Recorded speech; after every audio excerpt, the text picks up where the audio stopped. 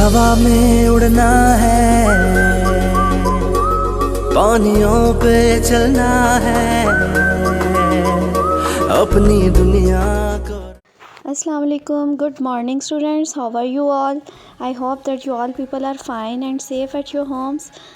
5 class, today we will do unit number 4, unforgettable moments of my life.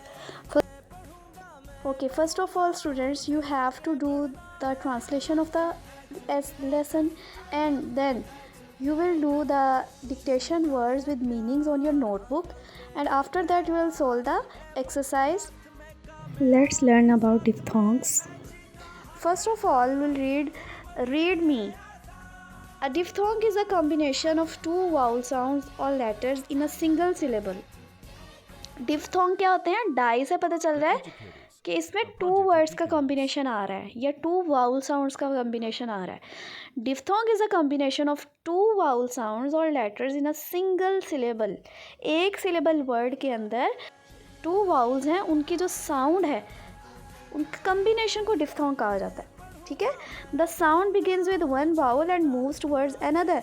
For example, soil, O और आई।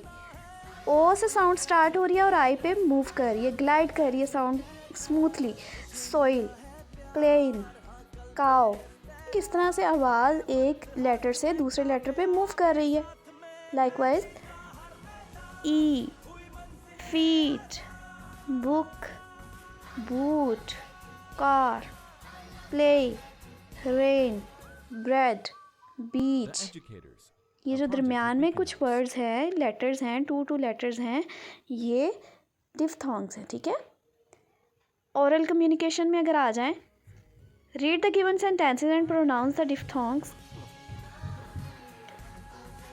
इन the given box.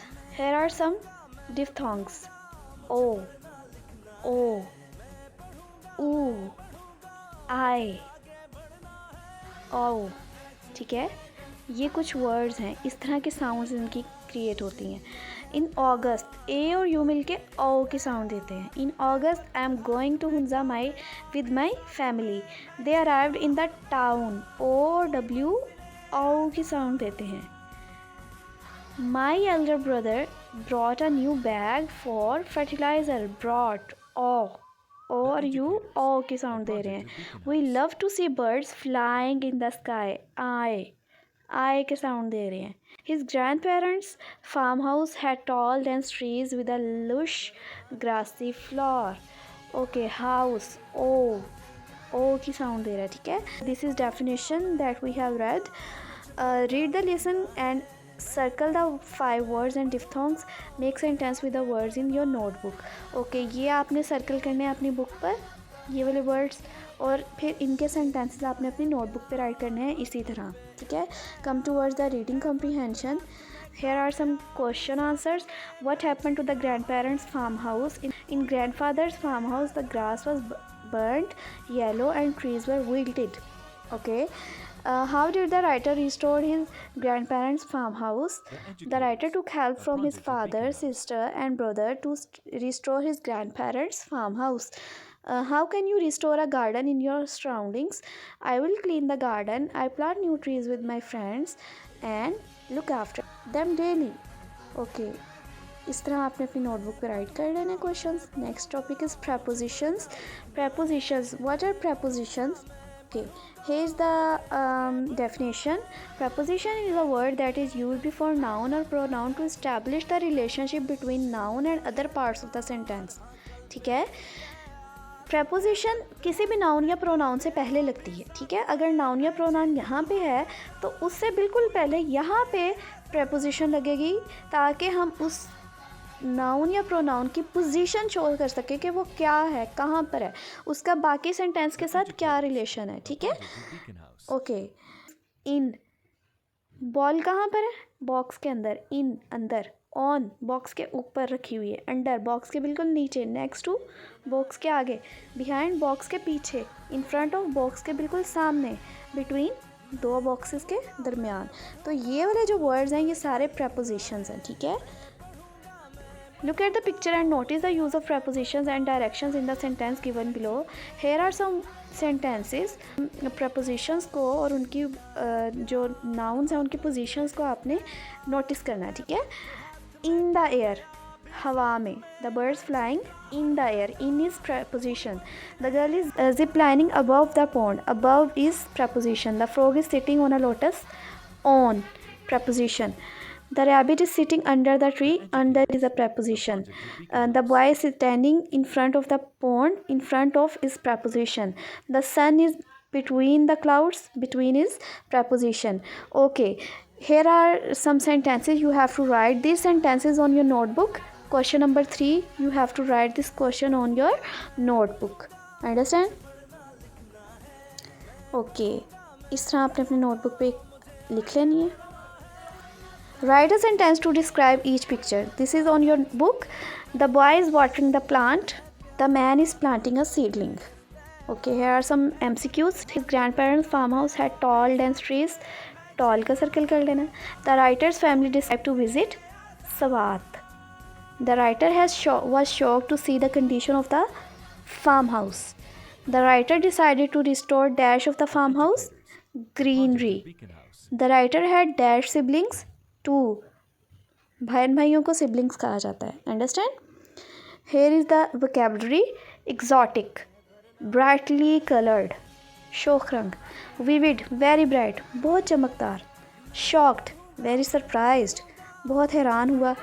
Opt, choose करना, जैसे option कहते हैं. Opt से word option निकला, ठीक है.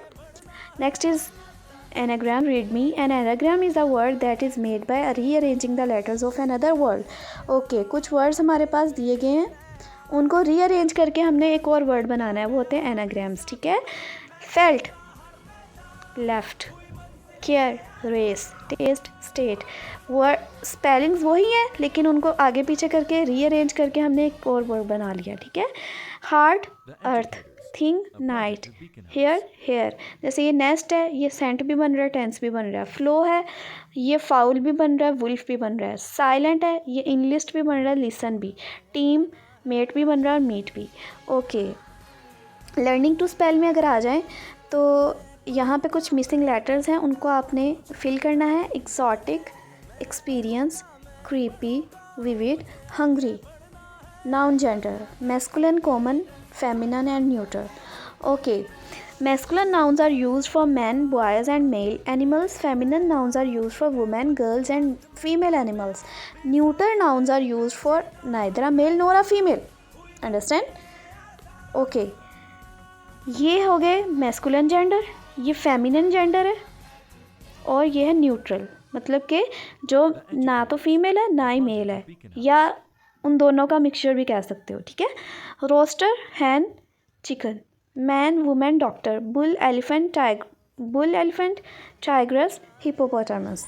Understand? Okay, here are some gender nouns.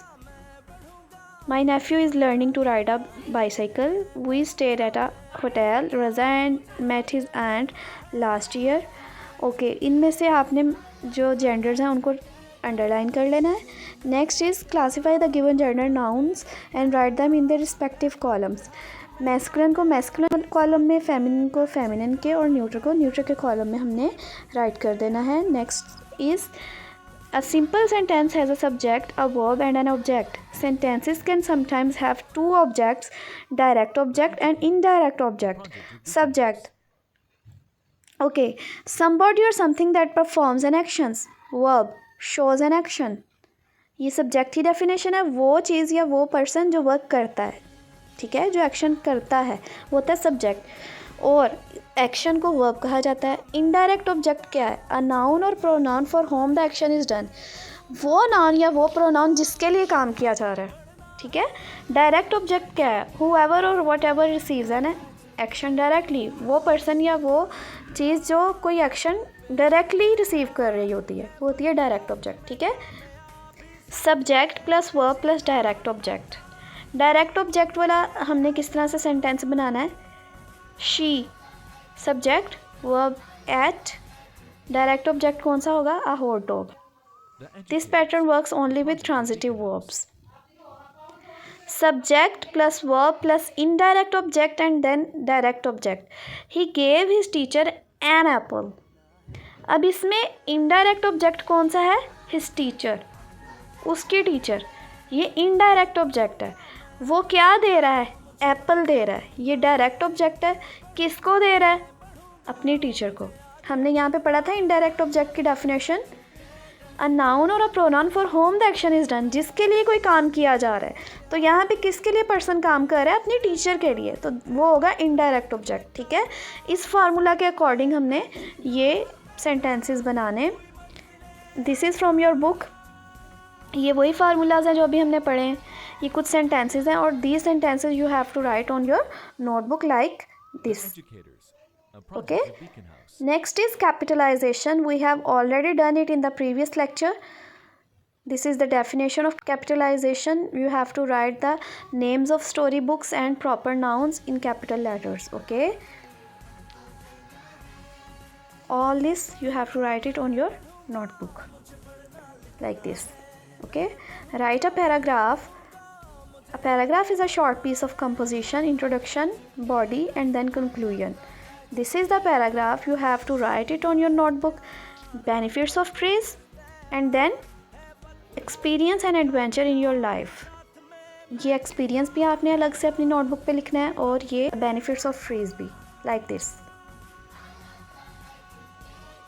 Understand? I hope that you all people understand today's lecture. Okay, Allah Hafiz 5 class. से भरना है भरना है.